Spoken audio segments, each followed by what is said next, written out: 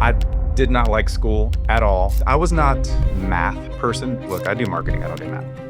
I don't know if it was just having to sit there that long. Probably now I would be diagnosed as a hyperactive child. I probably would have been medicated. It wasn't my thing, but like my parents really didn't even push it that much. They kind of let me find my own way. How a lot of kids, they're always spoken to, you're gonna do this, you're gonna go to this college, you're gonna do X, Y, and Z. And even though mom and dad were educated, they never pushed that.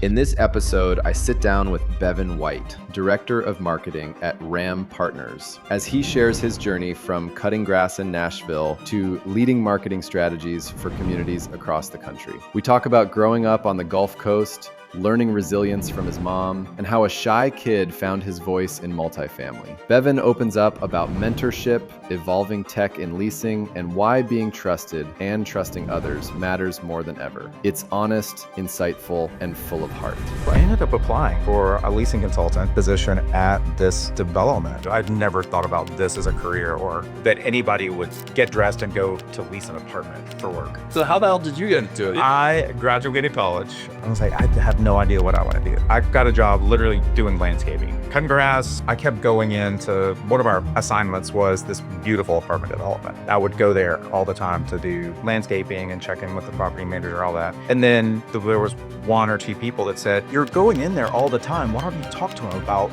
a job? That's where that started. Are there things that you would have told yourself that you wish you did differently? Oh, God. Property managers lose hours chasing rent, while delinquency and filing costs add up to massive losses. The financial impact? Millions in unpaid rent sold to collections agencies that recover just 20 to 30%, while taking a huge cut. Now, the Kelsey you trust for leasing helps you recover more rent in-house, reducing reliance on agencies and maximizing revenue. With Collections AI, Kelsey automates rent and move-out collections, from the first missed payment to move-out, while ensuring compliance across jurisdictions. Easily train and set up Kelsey on your company's collections process, including CARES and state-regulated workflows. She doesn't just set reminders. Kelsey answers resident questions, tracks promise to pay dates, and follows up persistently to keep payments on track. Need oversight? Corporate teams can monitor collections in real time with Zuma's dashboard, while site teams use the Chrome Assistant to track payments and even respond as Kelsey when needed. Kelsey also evaluates resident risk with AI, providing instant insights to help you make smarter renewal decisions. The impact? Doubles collections velocity, reduces filings, cuts site team workload by 85%. Stop leaving rent revenue on the table. Let Zuma's Collections AI handle the heavy lifting while you focus on what matters. Get started today. Bevan, welcome to the show. Thank you. Thanks for having me here. Yeah, this is fun. We're sitting here in a really nice studio, Friday afternoon in Atlanta. It is. And I caught you towards the end of the day. So I'm stoked to do this. This will be fun. Friday afternoon, I'm in a great mood. Friday. Exactly. So let's start with a little bit about you and your background. Where did you grow up? And tell me a little bit about yourself in your early years. All right. So I'm originally from Mobile, Alabama. So I grew up on the Gulf Coast, and I was the typical suburban kid, and I actually am an only child. So, and contrary to popular belief, I'm not as spoiled as most people would think. But yeah, that was my upbringing. Went to grade school, high school in Mobile, and then left there when I graduated to go to college at Auburn. What is growing up in Mobile like? I've never been to Alabama ever. It's Mobile's a very old town, and it's, when you think of New Orleans, you can also kind of imagine Mobile. A lot of the old Southern homes that are in a row downtown. I was just in New Orleans this week. Okay, yeah. So you got to see the big oak trees with the Spanish moss and that kind of stuff. It's a sleepy, lazy kind of town. And most people don't know that Mardi Gras in the States originated in Mobile, not New Orleans. Really? Yeah. Okay. So the Catholic population in Mobile resurrected Mardi Gras from France. Wow. Yeah. And how big is it a big city? It's a little bit smaller than New Orleans. No, it's not a big city at all. So we lived in the city until I was in the third grade. And then we moved to the burbs. Mom and dad built a house. And I kind of grew up in a neighborhood where all the kids could ride their bikes. Everybody's parents knew each other. If you did anything wrong and somebody else's parent knew about it, your mom would know about it before you got home. But yeah, I mean, that was that type of upbringing. That's interesting. And did you live in it? So I grew up in California, in San Jose, and I grew up in a cul-de-sac. So I remember as kids, we would everybody after school would go out in the cul-de-sac and we'd play and hang out. Were you similarly close to your neighbors, and was that kind of the vibe? Oh yeah, absolutely. Yeah. I mean, you get home from school, everybody kind of hops on their bike and you meet at somebody's house, especially if you were on the school bus, hey, we're going to meet at so-and-so's house today. Grab your bike and, your baseball bat and glove and all that kind of stuff, try not to kill yourself while you're riding with all these things. But yeah, it was just like that. It was also on a body of water. So a creek or an inlet. So, a lot of times, especially if a parent was present, I have to disclaimer there. We could go hop in the creek and swim or something like that. So, what was the food? You said it's similar to New Orleans. Was the food scene similar to New Orleans? very much so. Okay. Yeah. So Oysters and yeah, I 90% of what I ate growing up was some type of seafood. So my dad he had a lot of friends that had the big shrimp boats. And so we always had fresh shrimp and fish. My dad had a smaller boat, so I'd go fishing with him and we'd catch freshwater fish. But yeah, pretty much anything that came out of the ocean, I will still to this day eat. Yeah. And what did your parents do growing up? Mom she stayed at home until I was probably in the fourth or fifth grade. And she would volunteer at my school. My dad was an electrical engineer. He graduated from University of Southern Mississippi, and he worked for Bell South. So pretty much his entire career. So he started there right after college, and that's where he retired from. Wow. Different than you. Yeah, a little bit different. From the Probably a little bit different than most people these days. Yeah, exactly. No, exactly. And I don't know. I'm wondering if that's a good thing or a bad thing or neutral thing, but it's so different. I mean, you look at back in the day, you had these plethora of examples where people start their career at one place and end their career at one place. That's a 40-year just stint. It's interesting now because even in my job now, there's so many people that have been there forever. And it still throws me for a loop when somebody says, yeah, this is my 35th anniversary or something like that. Or even when I tell somebody that I was, at a company for 10 years, that just shocks them. That's crazy. Yeah. Growing up, it sounds like your dad was an electrical engineer, did that. How were you school-wise, academics-wise? Was academics a big part of your life? No, not at all. Oh.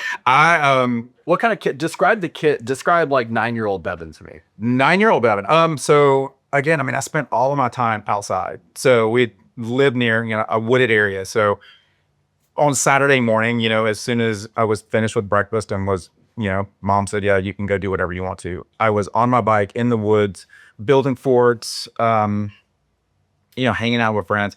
I did not like school at all.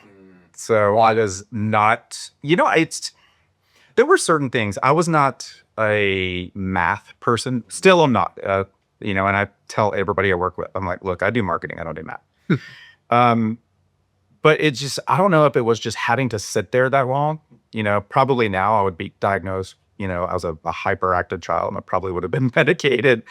But yeah, it wasn't my thing. So, and it wasn't my thing, but my parents really didn't even push it that much. They kind of let me find my own way. How a lot of kids, they're always spoken to, you're going to do this, you're going to go to this college, you're going to do, X, Y, and Z. And even though mom and dad were educated, they never pushed that. And how do you feel like that's impacted you positively and negatively? Negatively, I think I probably could have been prepared more for when I did go to college, because I just wasn't pushed into that. Now, I fell into certain advanced academic courses. For some reason, not great at math, but science, I was fantastic at. So I think I probably could have been pushed a little bit harder in some of those areas.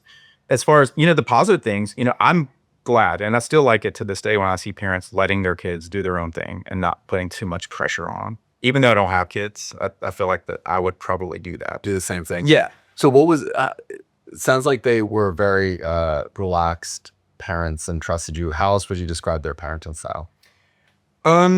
Yeah, they were very hands off. They did let me do what I wanted to. And my dad didn't like make me go. He was a very Southern Alabama guy, so he would hunt, fish, that kind of stuff. And he always asked me if I wanted to go, and I did a lot.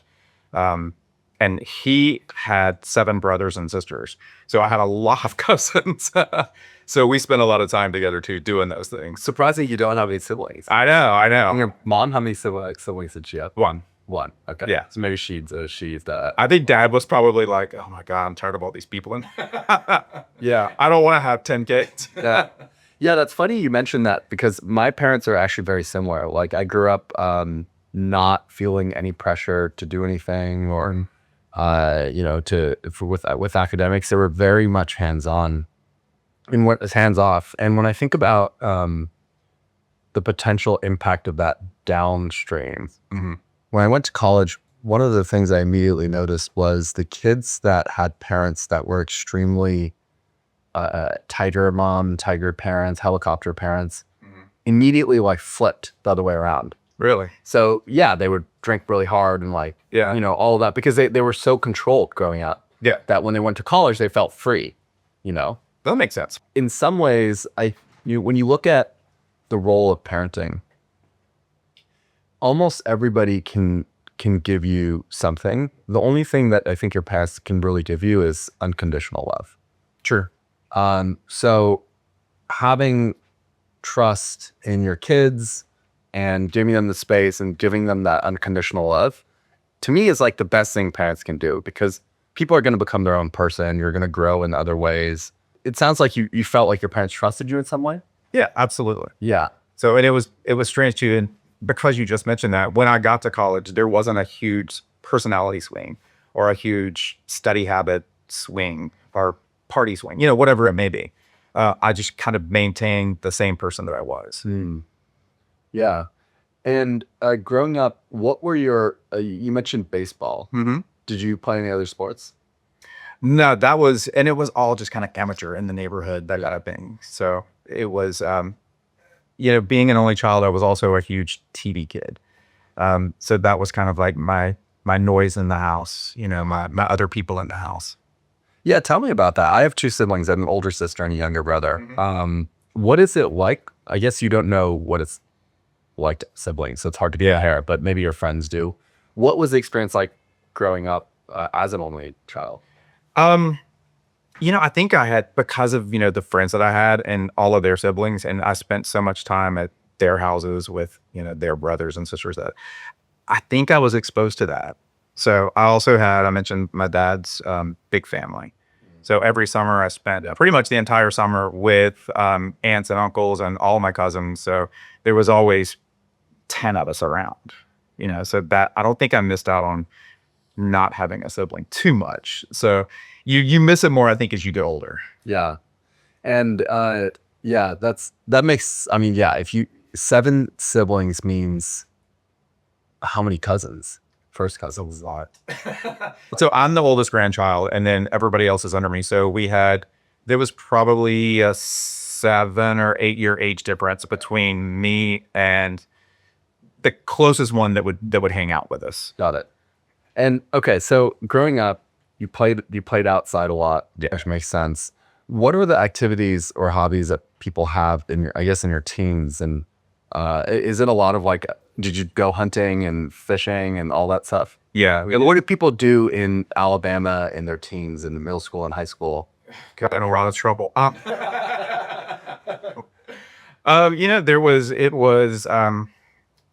there was a lot of my friends would have sports practice, in the afternoons or on the weekends, or if they were in the band, they would have, that type of practice. But we spent a lot of time either on the water, and that's like pretty much everybody in my neighborhood had a boat. So we would, kind of go do that thing.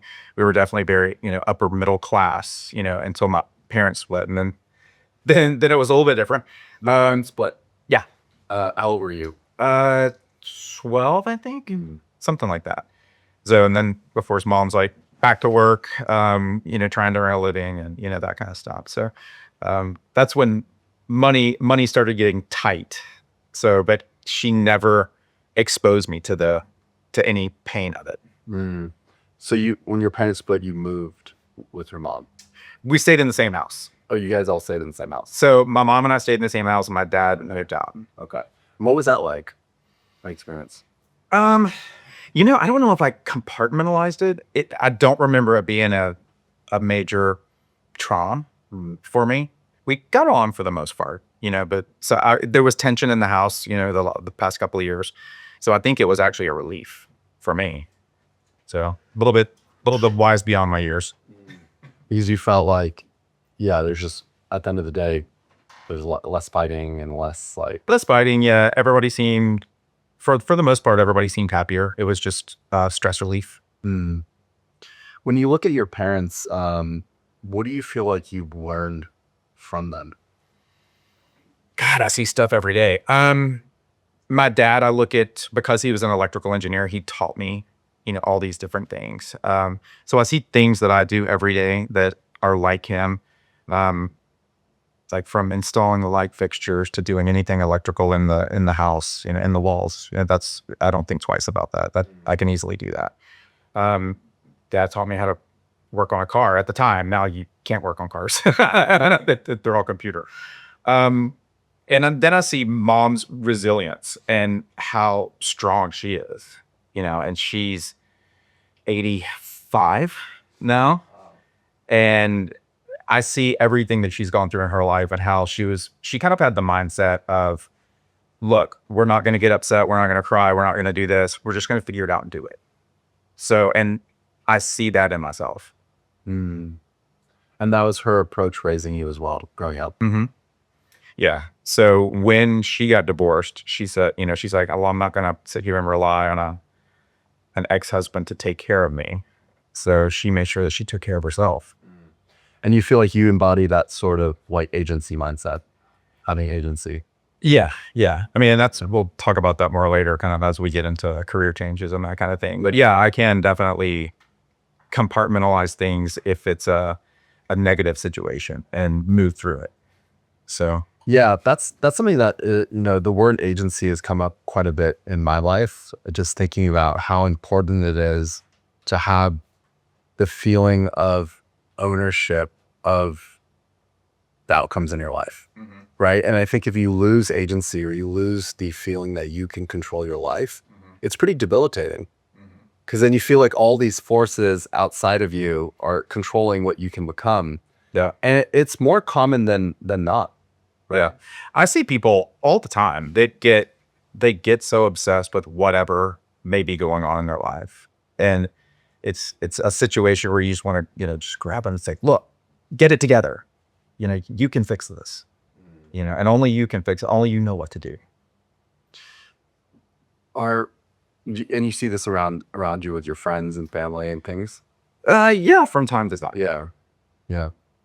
So multifamily, you, as many people we talked about, nobody, back then, 10 or 15 years ago, there wasn't even, it sounds like there was no real estate majors or anything like that. No, I had never thought, I probably, like a lot of people you talk to, I'd never thought about this as a career or that anybody would get dressed and go to lease an apartment for work.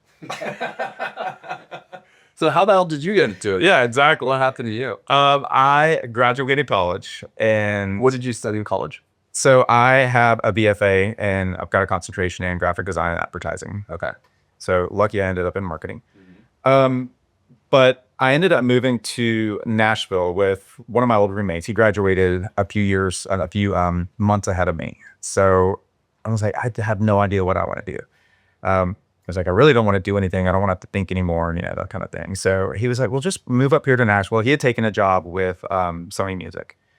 So moved in with him. That was my roommate. I got a job literally doing landscaping. So, and I did that for about a year, like cutting grass, in a landscaping company. Yeah. And I kept going into one of our assignments was this beautiful apartment development. and I would go there all the time to do landscaping and check in with the property manager, all that. And then just in friendship groups, and we mentioned some people earlier, there was one or two people that said, well, you're going in there all the time. Why don't you talk to them about a job? Why don't you get out of the heat, in the middle of, August in Nashville, Tennessee? It was hot. So I ended up applying for a leasing consultant and position at this development, that I had been going to every day, just working outside. Now I was able to move inside as a leasing consultant. So that's where that started. And what was your reaction to the industry? I was a shy kid. So Leasing agent. As a leasing agent, yeah. So it was a sink or swim situation. I mean, you go from being a shy kid to being a salesperson. That's a big step. So I had to make some major changes in how I communicate with people. How do you? That's interesting that you said you were a shy kid, because I don't see that today. Yeah, nobody does. Especially if you give me a mic, you can't get it out of my hand now. So yeah, that's how did you change so quickly? Yeah, I don't know how that happened. I think it was once I moved to Nashville and got exposed to more people outside of my friend group. I think that was a big change. And then I got exposed to a lot of big personalities, especially I mentioned my roommate worked for Sony Music, but just being in the music industry and going to different events with him and having these big personalities that you had to communicate with. And I guess that's where it came from. It was interesting because I went through some really fortunate times where I got to meet some amazing people that were, very well-known artists at the time. And getting to kind of communicate and talk to them, I guess, I don't know if that brought me out of my shell or what it was. When you think about how the leasing agent role has changed from when you were a leasing agent to now, what's new? How's it changed? It's a completely different role. So whenever we're hiring leasing consultants, whenever we're writing job descriptions, whenever we're doing anything, we tell leasing applicants, this is an on-camera position. You are literally FaceTiming, you're recording videos, you're doing everything virtually. You may never see your applicant. They may lease the apartments, pick up their keys, do everything, and you may never even meet them because you've done everything on camera. So it's got to be a big personality. It's got to be somebody that can communicate. It's got to be somebody, a Gen Z, that they can use a phone and film and do everything perfectly. But usually if it's somebody a little bit older than that, we have to make sure that they know how to use their phone or iPad, whatever it is, to film and to produce these short content videos. That's interesting. I feel like that's in some ways a little bit a controversial take, in the sense that the industry really believes that in-person and tours and things like that. Where do you think that role fits? Do you think there's not going to be a need for in-person tours as much? No, I think there'll always be a need for in-person tours, especially as you've seen, being in the South, with our personalities. We love to talk. We love face-to-face. I think you do have some cities where leasing consultants have been phased out a little bit. I know I've seen it several times in New York, Boston, Chicago, higher end buildings. And even they have a concierge or a door person that can still help if somebody gets confused whenever they're self-touring. So that's because of that's interesting. So it's the culture of the city that can impact. I think it is. Yeah, that's pretty interesting. Yeah, if it's in New York, where everybody's just like in a rush, yeah, the small talk, the relationship building is not as valued on either side versus in the South. So tell me a little bit about this video stuff. When you say the leasing agent role really requires you to be on camera and produce these videos, what are you guys doing? What does that actually look like? We have a couple of different companies that we work with to produce more of a professional video or a virtual walkthrough. But most of our properties do have their own YouTube channels. So our leasing teams and property managers are creating video content, virtual walkthroughs on their own, just using their phones. So, that's something that's huge. Especially lease ups. I do a lot of new construction projects. We make sure that pretty much any little event, whether it's the unboxing of the pool furniture that shows up that day or the fitness center equipment, we create a video. A lot of it's, short content videos, little blurbs that we can either use on Instagram or TikTok or whatever, but we do post some longer stuff on YouTube. And why do you try to capture all of that? What do you see the value of what do you see the main value is? The end buyer wants to see something real. They want to see the person that works there. They want to hear their name, hear their voice. They also, a lot of times, don't trust what's on the website because these could be, touched up photos. They could be, shot on, a beautiful, perfect day, like that. So something that's live, that's filmed just with a camera is supposedly it's a lot more trustworthy. Yeah. And you're saying each property has its own YouTube channel and Instagram page? YouTube, Instagram, Facebook is still out there, believe it or not. And then a lot of them still do a lot of their own TikTok. And TikTok? What is the TikTok like? They'll just some of those short content videos. Some of them are, and it's interesting too, because our TikTok pages, they don't have followers, a lot of followers. Some may have like 10. Yeah. But they'll have hundreds and hundreds of views for these videos. And it's probably because people are just like, maybe they find they find the videos interesting, but it's like, I'm not going to follow a property page maybe. Correct. Interesting. So do you feel like you get a lot of applicants that come from the media that you're producing? Yeah, we do. We have a lot of people. It's hard to track a lot of times. We just have to rely on them to say, oh, and I saw your YouTube channel. Oh, you're Shiv. I saw you because you were doing the 1-bedroom apartment walkthrough.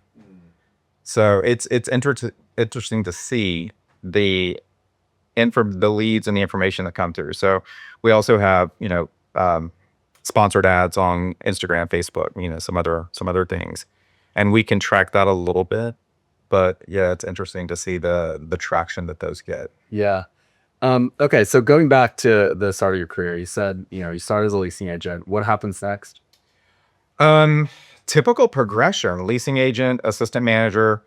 I was in Nashville. I ended up deciding I wanted to leave Nashville. I took a job with a sister developer of the company I was working with here in Atlanta on Elisa. And that was here in Uptown in Buckhead, and moved into an assistant manager role there. I would never really manage the property. I would kind of stand in for people. So I was never the property manager. I didn't want that much responsibility. But yeah, that was pretty much my last role, move inside or on-site in property management. And then I moved over for several years to the vendor side.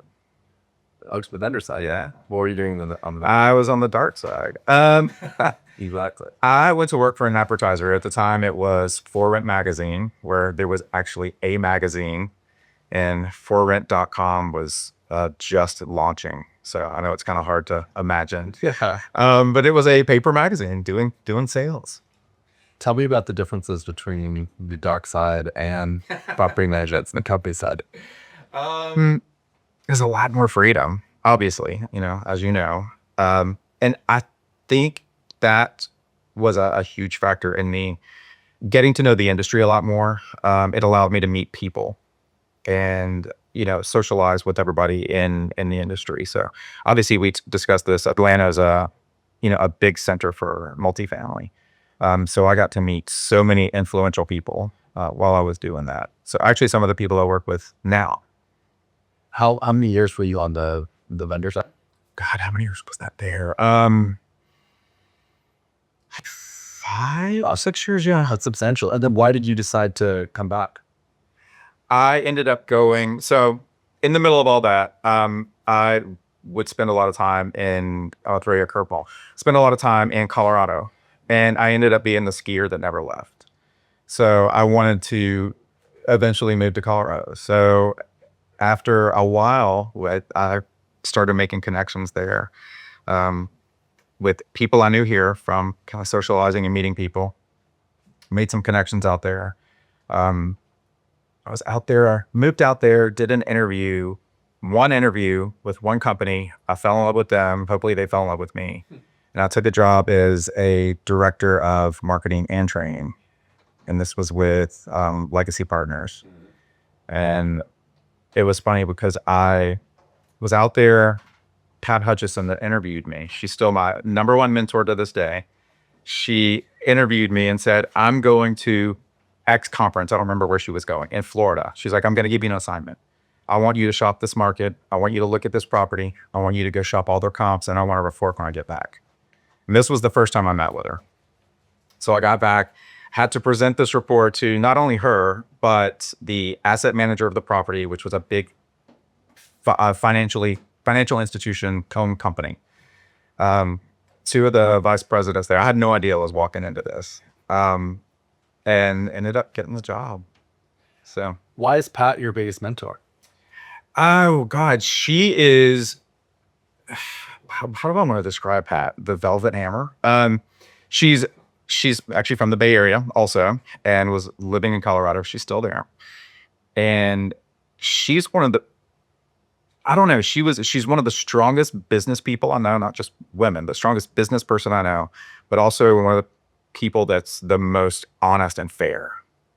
And she taught me to think before you speak. So I would watch her, and she would talk and do things, and then she would process something that somebody else had said. And then she would always coach. After the meeting was over, she would say, do you see how I did that? That's something that you should always keep in mind.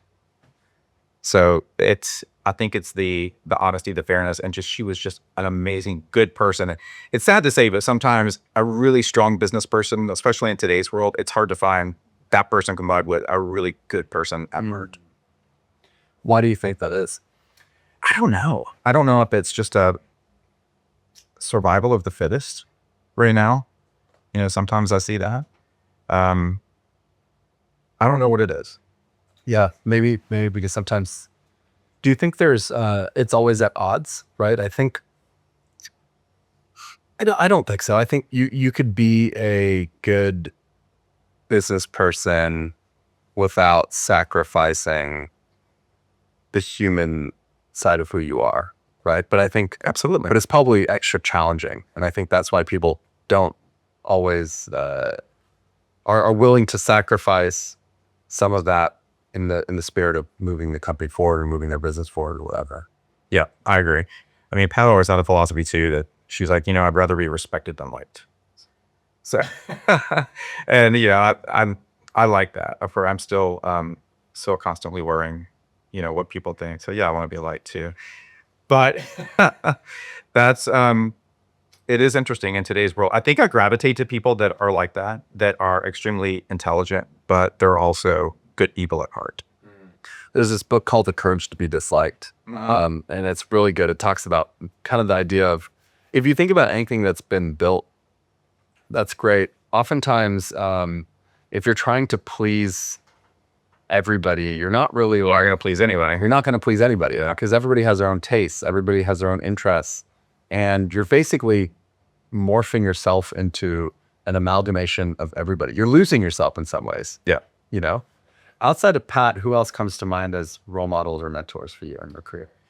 Career-wise, I think my boss right now, Brenda, is absolutely amazing. She started as a leasing consultant, and now she's one of our 4 partners in our company. So that's something that's huge. And to see her juggle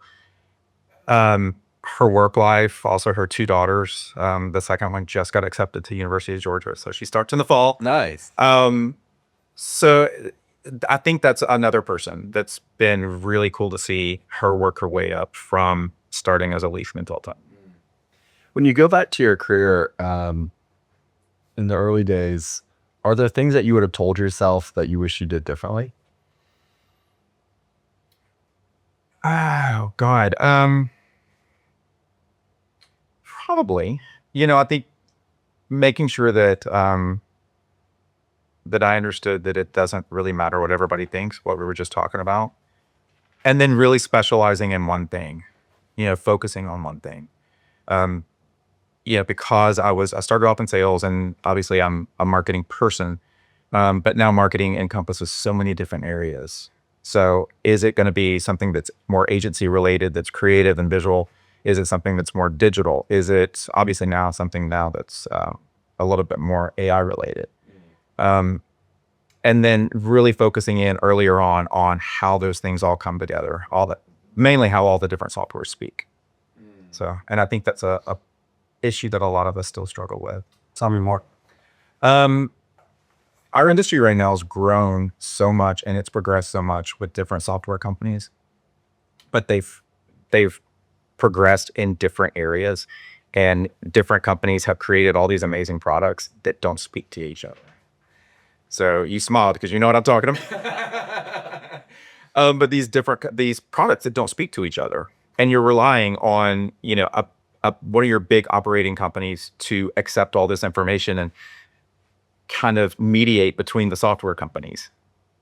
So if I've got things that are feeding into Yardi or RealPage or Entrada or something like that, I'm relying on them to make sure that it all works together. And that's hard to do sometimes. Yeah. What do you feel like is the ultimate solution here? I don't know. Do you feel like, it sounds like what you're saying to me, which is a common feeling, is that there's all these systems that property management companies are using that are useful in a silo, and there's nothing that's really tying together the entire experience in some ways? Correct. How would you phrase it? I think there's a lot of different products. So for instance, if I've got my main operating system and then I choose an AI company, but I also choose a CRM company, and then I also choose, whatever these companies may be, making sure that all those numbers operate or all those numbers report accurately. So if I'm going back to my operating system, I can say, oh, well, I got X number of leads or leases, or I got this type of communication from X number of prospects. But then my CRM company says, no, you got this many. So, okay, why are these systems not matching? Mm-hmm. So, and that's something right now that you've probably heard this before too, that marketing people spend so much of their time trying to figure out What the source of truth is. what the source of truth is rather than generating traffic. So what do they do in those situations? Sometimes you have to pick one and believe it. Other times you are literally pulling different reports and trying to compare one over the other and getting an average of what you think your traffic is from a source. Mm-hmm. So, attribution's just been a major source of contention with everybody for at least the past, 15, 20 years. Yeah. There's all these companies out there that are working on, like you said, different parts of the business, whether it's building a CRM, whether it's building AI tooling. Where do you feel like the opportunity to have a technology solution to help some part of your business exists, and what are the opportunities that exist that companies are not working on, I guess? A lot of companies are working on it, and they're trying to create one dashboard so that you are sitting 100% under one specific umbrella. But I don't think all of these companies can do all of these different things great. I think everybody does it good. I don't know that everybody can do it great. What's the better choice? The better choice is to pick the companies that do whatever the task is fantastic, and make sure that it feeds properly into whatever your main operating system is.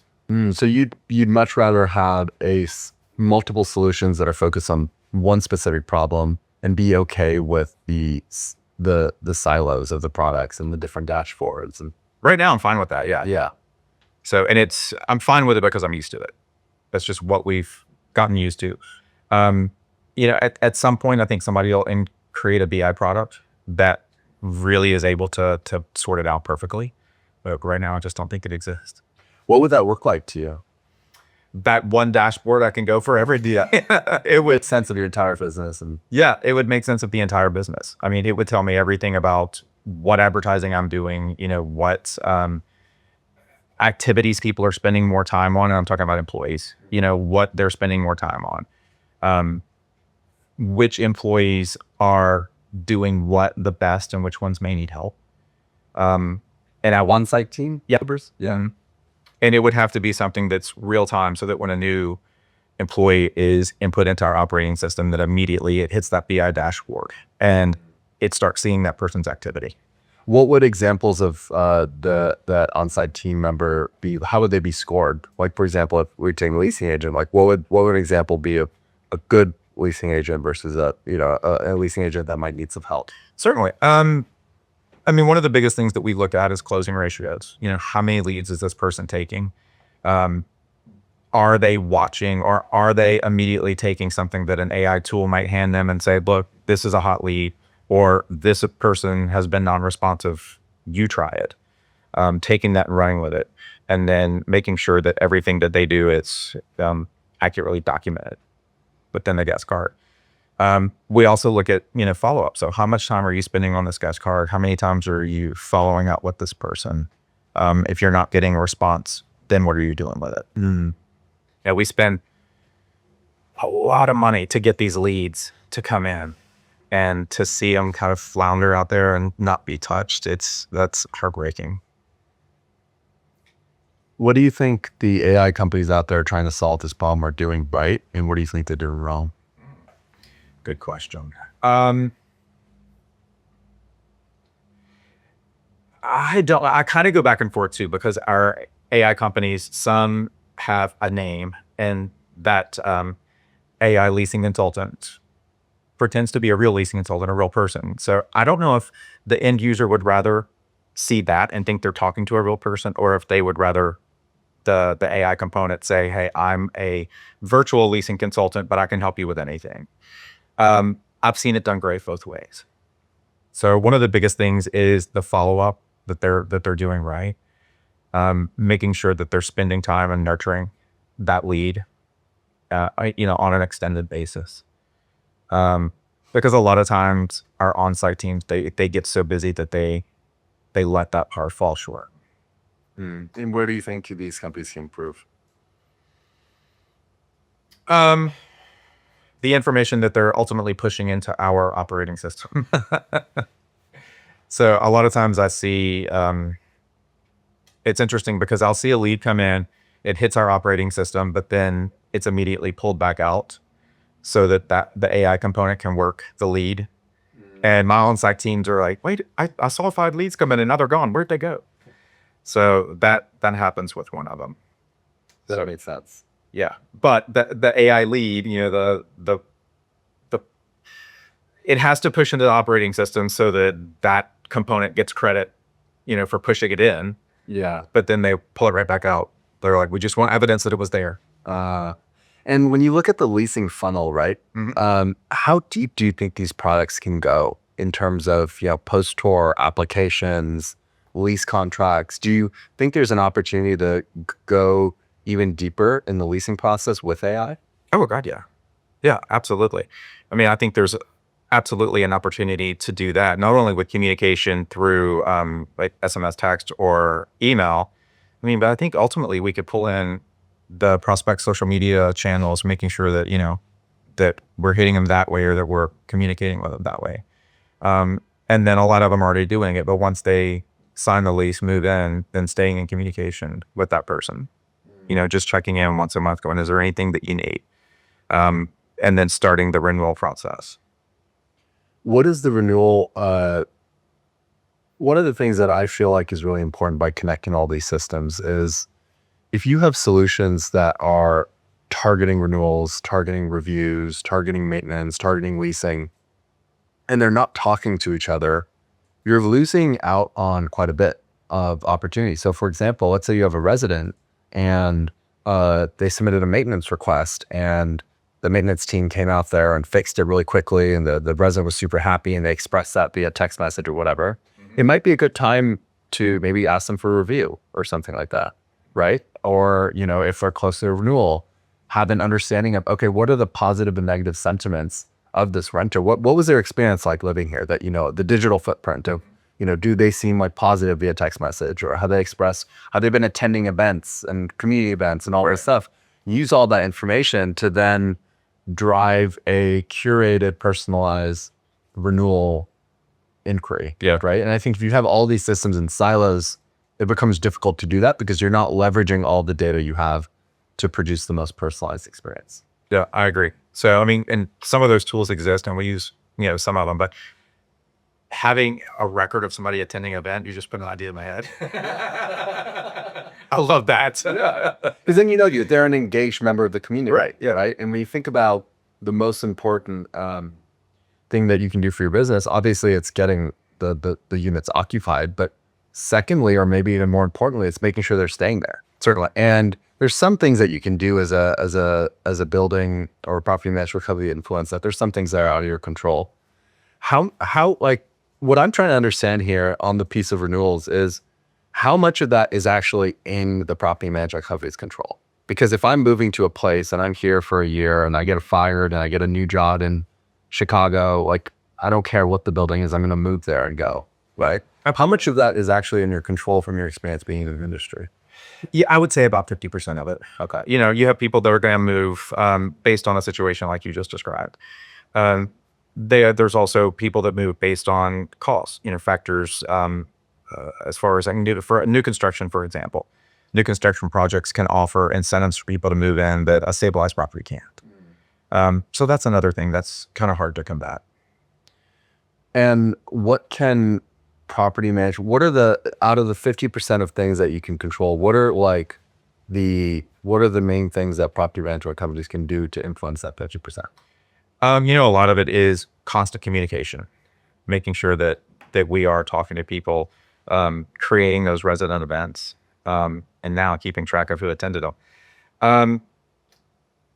And that really, we also watch the ratings and reviews, you know, very closely. So if there's someone that is currently living there and they post a review, and it happens to be negative, yeah, addressing it immediately.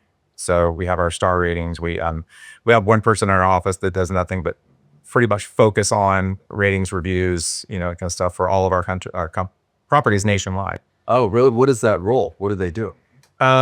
It is generating reviews, making sure that, like you just said, if there was a service request, and making sure that those are going out appropriately. If there was someone that toured, if there was someone that leased, you know, how did your move-in process go? But we also we have contests internally to generate positive reviews.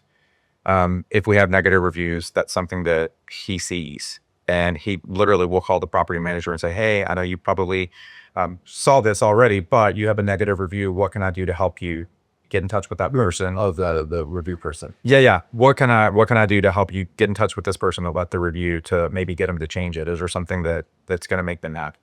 So we try to provide as much support for our property managers as possible. Is that scalable across all your properties with one person? When he's looking at the dashboard, yeah. So he's able to see everything at a glance. So he has help. Okay, that's helpful. That's interesting. Okay, interesting. And do you feel like how important are reviews these days? Are they the make or break for somebody? Yeah, absolutely. Yeah, because if I'm sitting in front of my computer and I'm searching for apartments and I find a couple I like and I go to the Google review and I see that there's 2-star and 700 reviews, it's like, why would I go and tour that place? Well, I mean, for anything, not just apartments. Exactly. Why would I go eat at that restaurant? Why did I go? Yeah, absolutely. So, I mean, you know, what the number one thing searched on Google is top rated or best, whatever the topic may be. So, I mean, that's something that's huge for us. What other areas in the leasing and marketing funnel are you guys trying to invest in? Obviously AI, you know, and then visual components. So I mentioned some of the videos that we shoot, making sure that people have as much access as they can to see everything that we have online. So, and we've been able to generate, you know, so much now that, like I said, we have people that are leasing online, or they're coming in and asking questions about things they've seen in videos. So hopefully our video is not a video somebody's posted for a review that might be negative.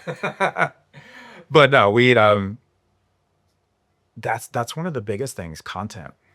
And I mean, it's hard, especially here in the South. I mean, we could obviously get a thunderstorm any second now, but making sure that we've got good photography, good video content, you know, things that we can use digitally. Where do you think the industry is headed with AI? What do you think the next 5 years are going to look like from your perspective? That's scary. Not scary. You know, I think AI will it's going to be a huge amount of help for the people that work on site. Our leasing teams and property managers, they do so much. I mean, You've heard people talk about how a bartender's also a counselor. These property managers they know everything about their residents' life. They know when they're having kids, when they're getting divorces, when they're getting married. They know everything. And they're having to hear a lot of these stories in their office. So a lot of their time is taken up not just with leasing apartments, but working with residents, which we love that. And then also reporting to different ownership groups. We have a lot of major investment funds that own our properties, and they require a lot of reporting. So I think AI is eventually going to be able to not only help with leasing apartments, but also generating some of that feedback that we need. In what way? The BI tool. So being able to push all that information to say, this is what's working, this is what's not. Here's all the traffic that came in. Here's what they did. This is why they did or didn't do it. And you mentioned investor reporting. How do you think AI can help there?